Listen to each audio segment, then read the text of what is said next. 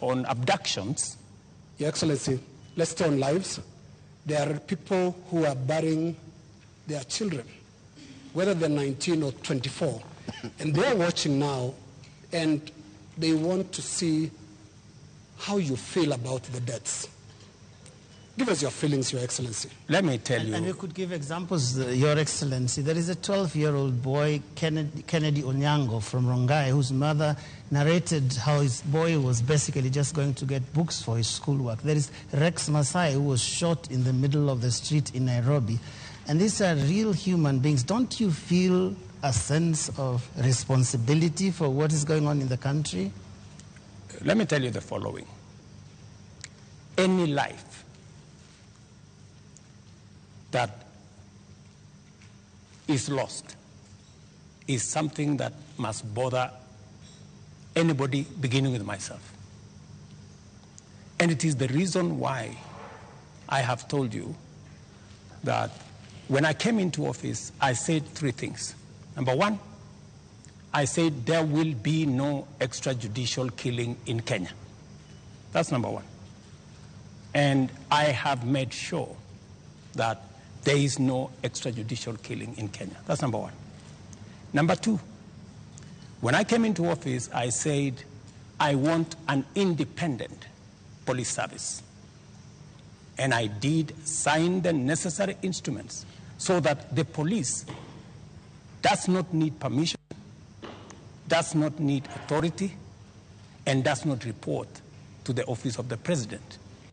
The police operational, financial independence, I have made sure that the police don't have to ask me, don't ask anybody. They operate independently. And number four, it is true that children got into situations that they became victims of the demonstrations. What started to all of us, and I have spoken about it, I have said the young people who have stepped forward to engage in the political discourse of their country in a peaceful manner, tribeless, are a welcome development in Kenya. That I said. But let me also say the following. These great young people who have stepped forward to prosecute their agenda, the affairs of the country, I am certain that they did not ban parliament. Criminals and other agents who took advantage of a legitimate concern of Kenyans stepped in, went and banned the Chief Justice's office, went and banned City Hall, went and banned Parliament, and destroyed property of innocent citizens. The parents, Mr. President. So under your watch. I am telling every parent, I have kids like they do. And I care when there are issues in town where criminals can take advantage of situations and create a situation where the police have to use rubber bullets, the police have to use live bullets in some cases, because that is what an independent police service has to do. And I am sure the police have a record and have an explanation for every incident that they were engaged in. And here is the incident, Mr. President. Here is the incident, Mr. President.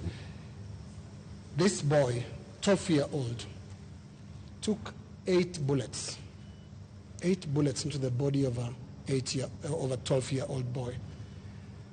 What would you tell the mother of that boy? That boy is alive, right?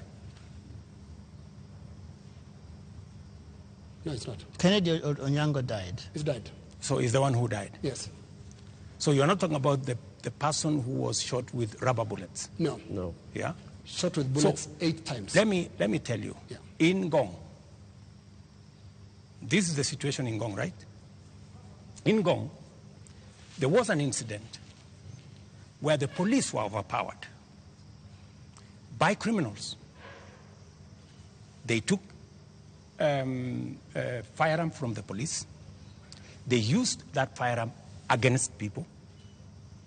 And one policeman had to shoot this fellow who had hijacked a gun from a policeman so that not to endanger the lives of more citizens. It is among the three people. One of the criminals is among the three people who was shot by the police after they overpowered the police and took the bullet and took the gun from the police and used it against innocent citizens. I cannot confirm to you that this is not the man that shot the child, but investigations are going on and we will get to the bottom of it. Mr. President, I am telling the mother of this young person that I, as president, will make sure that finally I will give her an explanation of what really happened and make sure that we bring this to a situation where, like her, like myself who have children, she too can be, her child can be accounted for. Mr. President,